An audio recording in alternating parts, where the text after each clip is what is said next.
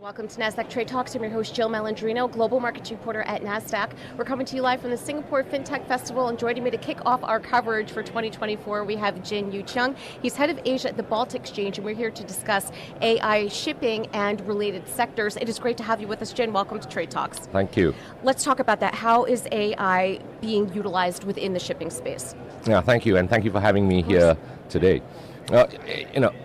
AI has come into every part of the world and in shipping as well. One of the first things you would think about when you think about AI in shipping would be sort of how would it apply to the ship itself? How would you use it in the ship? In fact, a lot of this sort of stuff about data and analyzing the data has been used in the ship. One of the most important things for a ship, for example, is when it sort of travels along the speed and the consumption of the fuel. That's the main cost of the ship, and a lot of the sort of speed is affected by how smooth the hull of the ship is, for example. So things like that, data points that in the past you sort of only looked at instinctively, you can now feed into a model, which then gives you some of the answers to certain policies or certain things that you could look at when you're. So it allows you to operate more efficiently and think of more strategic ways to operate going forward. What other shipping-related sectors are leveraging this type of technology? So I think one of the interesting ones is insurance. Shipping insurance, very important for shipping. In fact, I think marine insurance was like one of the first forms of modern insurance. So, very critical for shipping. And with so many factors now affecting insurance, where a ship goes, sanctions, carbon, if it happens to move into areas where there's sort of carbon allowances or carbon things you need to take into account. Even things like navigating the ship. In the past, you'd have experienced captains who knew that in certain parts, this channel was a bit narrower or that, but now you can use AI to plot your route for you. AI to sort of find where it's the most efficient way to get from A to B, taking into account, things like again, sanctions or things like that. Especially as geopolitics, as it's shifting so quickly. I mean, we even see it in air travel as well. How you have to be able to pivot and make these changes quickly. And relative to the older days of using a map and just going and trying to figure it out.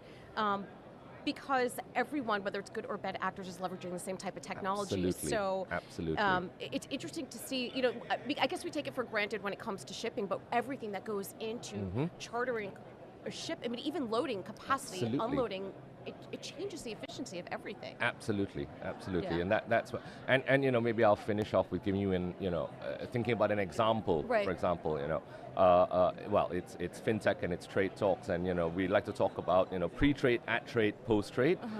In shipping, let's talk about pre-fixture, at-fixture, and post-fixture. So pre-fixture, AI could come in by.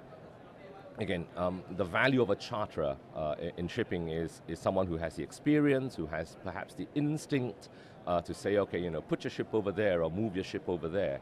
But AI could help you now, right? It could analyze fleet lists around the world. It could look at, is the Pacific, lacking cape sizes, or is the Atlantic, got too many VLCCs or something, and help you to position your fleet or where you go. So that's sort of like the pre-fixture decisions that AI can help you make, and then the at-fixture decisions which AI can help you make would be, when would you fix the ship? Now that I've moved my ship to the Atlantic, I've moved my ship to the Persian Gulf, should I fix it today? Should I fix it tomorrow? Should I wait a week? Does it look like what are the different factors that may come in? AI could help you analyze that as well and give you some information, some guidance as to when you would fix the ship. And once you fix a ship, you go into the post fixture or the post trade. That's when the things like which route do I take,